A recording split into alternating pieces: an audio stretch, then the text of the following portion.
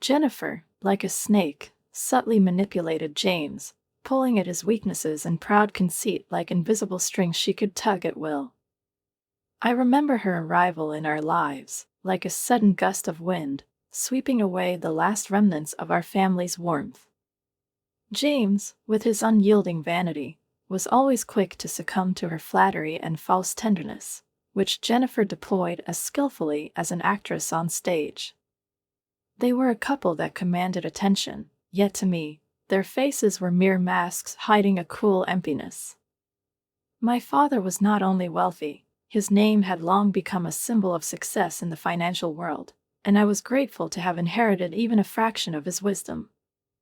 I followed in his footsteps, absorbing every piece of advice as parched earth absorbs rain, and my devotion to him was absolute. It was he who inspired in me the resolve to be independent.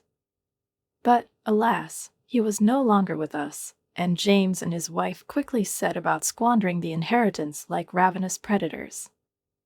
I watched James devour the sight of these walls, luxurious and solid, symbols of our father's success. He loved to boast about building his life on his own. But I knew that behind his actions lay nothing but ordinary greed, foolishness, and a desire to take everything without the slightest effort. Jennifer, with her cold smile, observed us closely, carefully assessing her chances. Her eyes sparkled with a strange fire, and in them, I saw nothing but a desire to destroy me, the last barrier standing between her and her goals. She had no need for connections or family. She desired only power, only control over what had once been our home, our fortress. Now I watched as my brother proudly showed off his apartment as if it were his personal accomplishment, not part of the family inheritance. I saw his fingers slide along the marble windowsills, his smirk as he looked over the luxurious furniture, which could have symbolized his success if he had put even a fraction of his own effort into it. "Well, Kate," he rasped, his voice taking on a tone of cold superiority.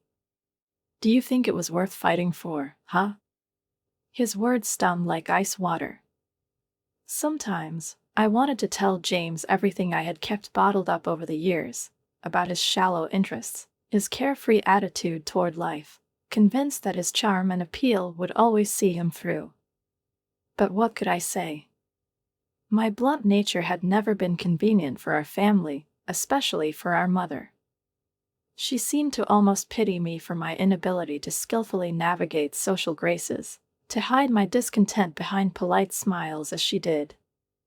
My mother sometimes looked at me with that strange expression, hiding both disappointment and unfulfilled hopes. "You're so plain, Kate," she would say with gentle reproach. "Try to dress a bit more femininely, be a bit kinder." Since childhood, my mother and I spoke different languages. I listened more to my father, debated business matters with him, and spent long hours discussing investments, trying to absorb his wisdom and passion for his work. He often admitted that it was becoming harder for him to keep up with the rapid pace of digital technology, but when it came to finance, he always relied on intuition. "Trust your intuition, Kate," he would tell me. "Everything else is just a variable." His approach often puzzled me. It seemed he made decisions while ignoring every possible risk. Yet he could walk a razor's edge in a way few others could. Meanwhile, my relationship with my mother remained tense. Her ideal was always a sweet, gentle daughter who could be the charm of any gathering. When I began to think about moving out and living independently, she gave me reserved support, though inwardly, I sensed, she was relieved that I wouldn't be leaving home just yet. As my name grew more recognized in financial circles, I realized that solitude carried its own risks. Deciding to purchase a luxurious apartment was the result of my long contemplation about security and my future. When James heard about the move, he smiled and said to our father, "You did something incredible, Dad." Father, in his usual manner, didn't go into details, and I didn't interrupt his silence. The quiet felt like the best answer. Little did I know that this event would mark the beginning of a difficult chapter in our lives. By then, James and Jennifer had been married for 5 years. He was 29, and she was 27. She wasn't part of the nightlife industry where James had established himself. She was a model, and they'd met through a mutual friend. Jennifer never managed to gain my sympathy. She took care of herself and always dressed stylishly, but I felt there was no real substance behind her polished appearance. When we first met, she smiled at me with a barely perceptible smirk and, looking me over, remarked, "I thought you were at least 5 years older." Her words felt unpleasant and offensive, and her mocking tone left a bitter aftertaste, accompanied by the overpowering, cloying scent of her perfume. Nevertheless, she managed to enchant my mother, as if with her presence, my mother had found someone she had perhaps always been seeking. Jennifer lavished her with compliments, always praising her sense of style, though, to me, it seemed there wasn't a shred of sincerity in her words. "Karen, that dress looks wonderful on you. You have such refined taste." Jennifer would chirp with a smile, completely captivating my mother's attention.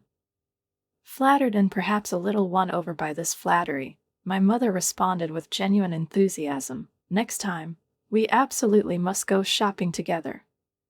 When my father first met Jennifer, his face lit up with that special smile he had for people he sensed were genuine. She skillfully used her charm and flattery to win over his trust. I watched, surprised, as Jennifer swiftly made her way into his inner circle, wrapping him in her unobtrusive charm.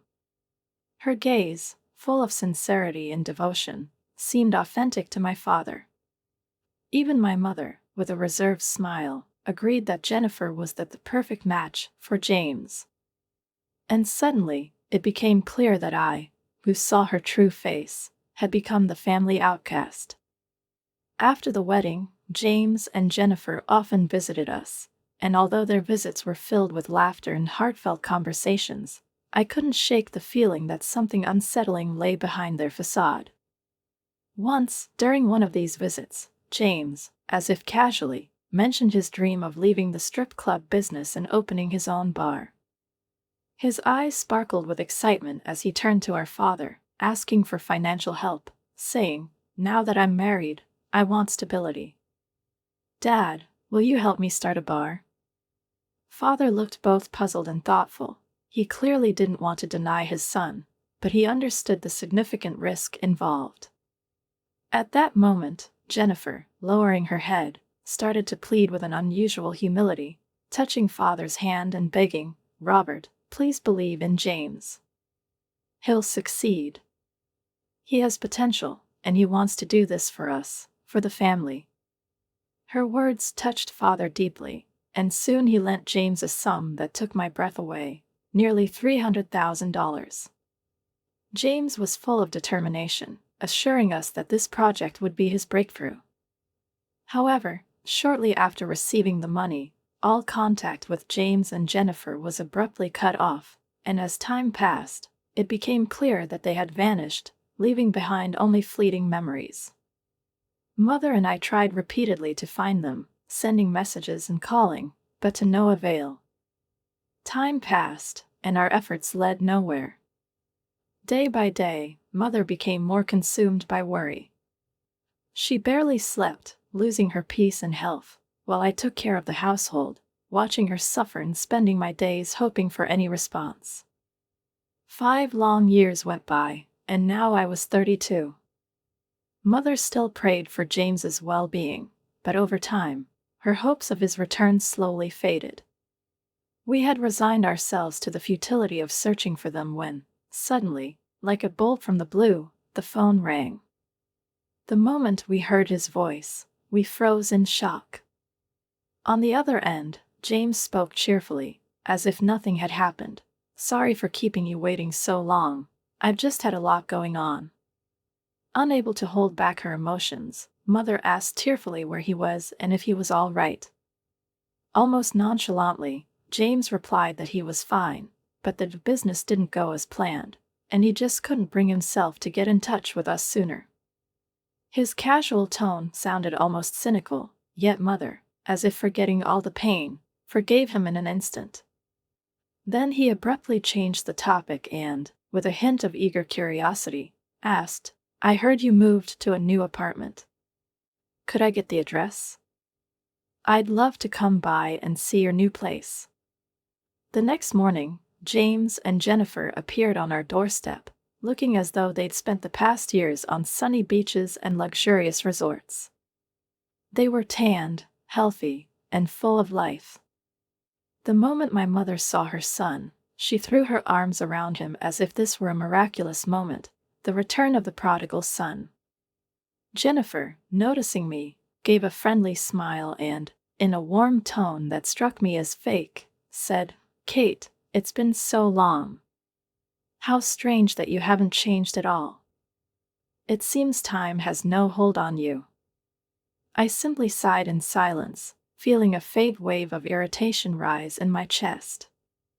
My parents were overjoyed, surrounding James with care and attention, as though the years of worry and betrayal had never happened. To celebrate their return, we ordered an extravagant dinner from a high-end restaurant, a meal filled with warm words, smiles, and toasts, broken only by exchanges of pleasantries. At the table, amid the polite questions and comments, I finally mustered the courage to ask, "James, where are you living now?" He seemed to have anticipated this question, giving a small, awkward smile, avoiding my gaze as he answered, "Well, it's complicated. For now, we're staying in a hotel. We don't really have anywhere else to go." His words hung in the air like a heavy stone pressing down on my chest. I noticed Jennifer, as if picking up on his idea, adding with feigned embarrassment, "Yes, Kate, we really don't have anywhere to stay. We'd love to stay here for a while, just until we find another place. We're so sorry to ask." She looked at my father with such a naive, almost innocent expression that he, after a brief hesitation, agreed, giving me a quick, enigmatic glance that seemed to say, "What choice do we have?" But Jennifer quickly shattered that illusion of innocence. Looking at me with a sly smile, she suddenly asked, "Kate, aren't you around the same age as James? Isn't it a bit strange to still be living with your parents, and single, too? I heard you only do some chores around the house now and then, spending most of your time in your room. Isn't that a bit questionable?" Her tone was venomous, and I understood it wasn't just a comment but a veiled attempt to put me in my place. I looked at my father, hoping for support, but he sat with a vacant expression, as though distancing himself from the entire conversation in his silence. James, undeterred by her words, added with icy directness, "You're an adult now, Kate. Maybe it's time to become independent and stop living off Dad. This could be a good opportunity for you to move on, start a new life." My silence seemed to amuse Jennifer, and she quickly wrapped her arms around James, pressing herself happily against him. "Oh, yes," she said with enthusiasm, "just imagine how wonderful it would be to live here, in this luxurious apartment. It would definitely change our lives." James, with the same smugness, confidently stated, "Luck will definitely be on our side if we live here." Alone in my new, modest apartment, I felt a long-awaited silence and peace. This small, secluded place offered a sense of security that I had missed in my parents' home. 3 months had passed since I left everything behind, and soon solitude began to bring unexpected joys, like the freedom to work calmly and focus on what genuinely interested me. But each new day brought an endless stream of calls and messages from James. At first, his messages were brief and irritated. "I got some letter about debt collection," he wrote. "Kate, what kind of nonsense is this?" I ignored his complaints, but the messages kept coming. With each one, James grew more agitated until his words started to sound truly panicked. In one message, he mentioned strange bank statements that seemed to show almost no money left. "What the hell did you do, Kate?" His voice, it seemed, trembled with both anger and bewilderment. I decided not to respond to James's questions, but over time, his messages took on a different tone. Initially sharp and demanding, they became increasingly desperate. "Hey, are you okay? Please get in touch." I received a property seizure order from the court, he began to write, with an unmistakable anxiety now showing through, a reflection of inner fear and confusion that he could no longer hide. His final message affected me more deeply than I cared to admit. "Kate, please come. Dad and Mom are really worried. We're all waiting for you." Conflicting emotions troubled me. On the one hand, James's constant messages irritated me, but on the other, I wanted to finally understand what was happening. I decided to go to them, bringing a lawyer with me to clarify the situation. When I entered the apartment, James, my parents, and Jennifer were already waiting, the tension in the room almost tangible. As soon as he saw me, James thrust some papers into my hands, his face set in anger and frustration. "What the hell is this?" he demanded, glaring at me. "You mean you actually demanded Dad's debt repayment? Couldn't you just ask?" Suppressing my irritation, I turned to my father. His face had turned pale, and he looked at me awkwardly, not daring to intervene. James, furious at my silence, looked at him in obvious disappointment. "Dad, you said it was just formalities, that everything could be settled without these legal documents. Isn't that right?" My father tried to smile, as if to reassure his son. "It's all just formalities, James, don't worry," he muttered, trying to calm him. "We just wanted to make sure everything was in order." But I could no longer contain my indignation. Handing the document to James, I quietly but firmly replied, "I prepared this from the start to ensure no one could take advantage of the situation." The documents showed an overwhelming amount of debt, more than any of us had expected once I reviewed all the paperwork, over $1 million. Among the debts was also the $300,000 my father had loaned James 5 years ago. James, still holding the promissory note, looked at our father as though trying to understand if this could be a mistake. "Dad, did you really include that amount?" "I thought it was just a gift, money you had earned for me," he exclaimed anxiously. "Not a loan that I would need to pay back." But my father simply stood there in silence, as if he had no more words left to explain or defend his actions. At that moment, Jennifer, her face marked with indignation, turned to my father. "Robert, this is too much. We had no idea this was a loan. We thought you simply wanted to help." The memories of their sudden disappearance, the days and nights I watched my parents worry over James's fate, flared up in me like a fire of anger. I couldn't remain silent. 5 years, James. My voice came out sharper than I had intended. You took the money and disappeared. And now you're saying you didn't know? Ridiculous. Jennifer seemed momentarily at a loss, but quickly tried to come up with an excuse. "Kate, we were just so busy. Circumstances made it impossible to come back. But we are truly sorry." Without a word, I took out my phone and showed them a photo, a luxurious casino in Macau, where James and Jennifer, surrounded by lights and mirrored halls, were deeply engrossed in gambling. "By circumstances, are you referring to a trip to Macau?" I asked with a touch of sarcasm. James and Jennifer tried to grab my phone, but I quickly pulled it away, feeling supported by the silent disbelief of my parents. "Not just Macau," I continued, showing them more photos, one after another. "Here you are in the Philippines, here in Singapore, where you didn't seem to be taking a break, but rather enjoying a splendid life on my father's money." Jennifer tried to appear innocent, but her expression shifted from anxious to irritated. My mother, visibly shaken, asked in a quiet, trembling voice, "James, Did you come back only because your business failed?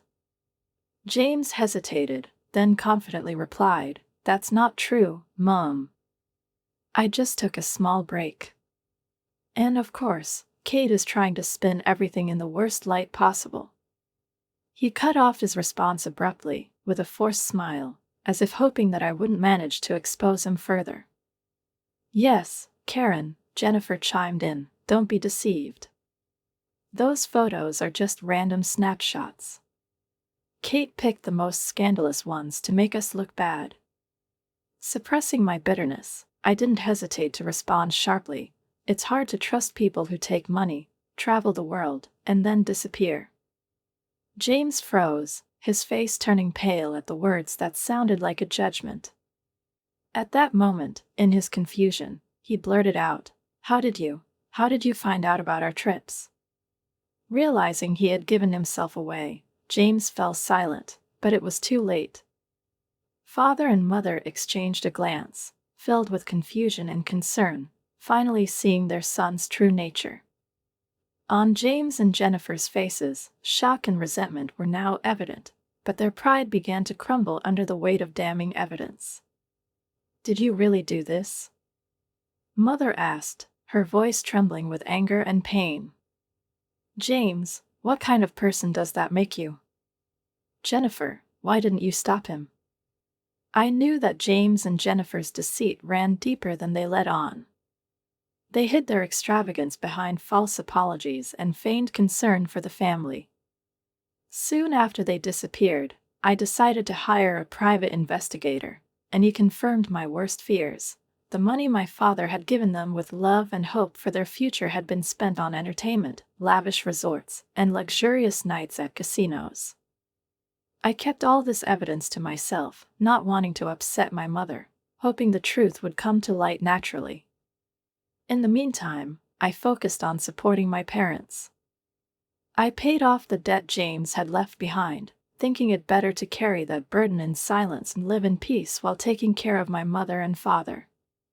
My efforts to support the family, despite everything that happened, went unappreciated, as if my sacrifices held no value.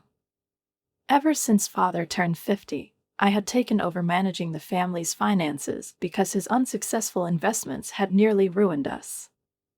From the age of 20, I'd been helping with expenses, sacrificing my personal plans and dreams, yet it seemed that both my father and mother forgot all about this as soon as James reappeared. Over time, father began to treat me as something unnecessary in the house. He accepted every word James said as truth and rarely supported me when I tried to speak up. It felt as though the more I gave, the less I received in return. The year before my 30th birthday, I was offered a promising job. Inspired by the chance to change my life, I shared the news with my father, hoping for his support. But his response was sharp and unexpected. "If you leave, how will we live?" "Absolutely not." His voice was filled with irritation, and I had no choice but to decline the offer, once again setting aside my dreams for the sake of the family. Since then, whenever James and Jennifer humiliated me, calling me a freeloader and criticizing me for still living at home, I endured it in silence. But after they returned, their insults felt even more degrading. I realized that even my parents began to see me as a burden. I remembered the old fable about the ant and the grasshopper, where hard work and resilience were supposed to be rewarded in the end. But here, before my eyes, James, the grasshopper, continued to squander what had been earned over many years of labor. I made a final decision. If the debt payment wasn't made on time, I would pursue court action for enforced collection. My lawyer, bowing his head with gentle dignity, explained this to James and Jennifer. "We have reached out to you multiple times without response, and we have no choice but to proceed with enforced collection." The lawyer's words caused an immediate stir. James turned to my father, his voice challenging. "So, what are you going to do, Dad? We need help." Jennifer clapped her hands, immediately offering her own solution with a sly sparkle in her eyes. Oh, if we sell this apartment, we'll get over $1 million, more than enough to cover the debt. Dad, what do you think of that idea? Father, lost and shaken, slumped over as though the entire weight of the situation pressed down on his shoulders like a heavy stone. He looked at the floor and finally said quietly, "The apartment belongs to Kate." The faces of James and Jennifer contorted with anger and disappointment when they heard Father's words. It seemed they were both deeply shocked to learn that the apartment actually belonged to me. James suddenly raised his voice, as if he had been entirely unaware of this all along. "Why didn't you ever tell me, Dad? You knew I needed money." He nearly shouted, his face flushed with fury and resentment. Not wanting to be left out, Jennifer joined in with her own angry outburst. "What's going on, Robert? You've always been so generous.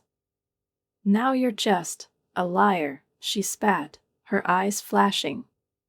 Father, unexpectedly red with shame and anger, waved his hands to stop their stream of accusations. "Silence, both of you," he shouted, his voice trembling. "You stole from us and disappeared for years, and now you act as if we betrayed you. What liars you are."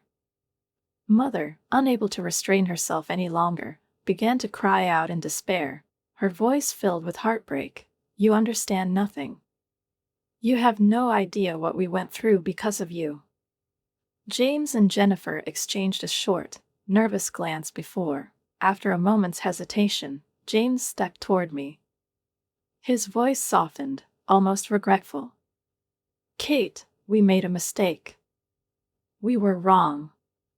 Please, forgive us." But in his eyes, I saw only the shadow of the grasshopper, used to living off the support and kindness of others.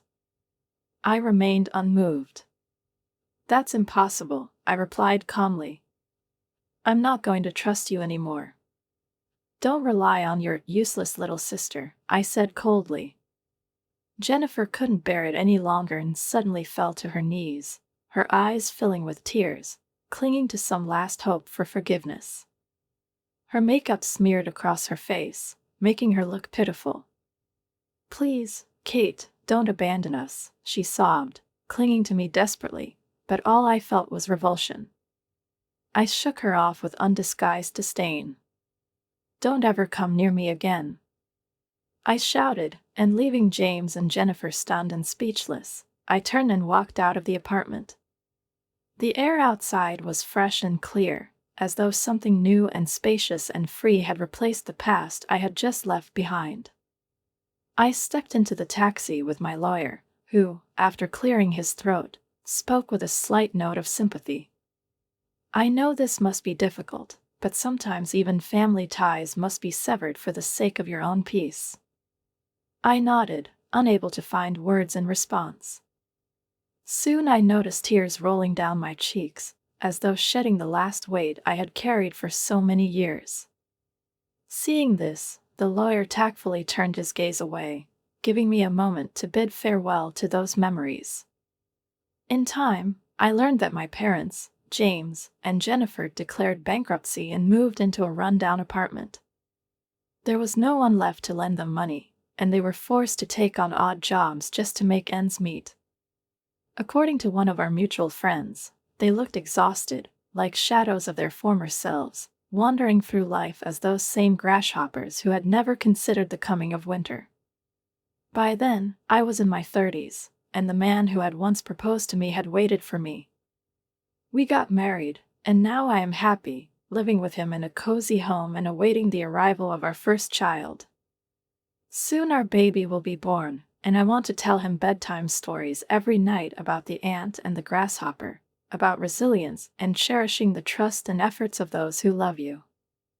I hope he will grow up learning to value hard work, care, and respect, and will not repeat the mistakes my family made.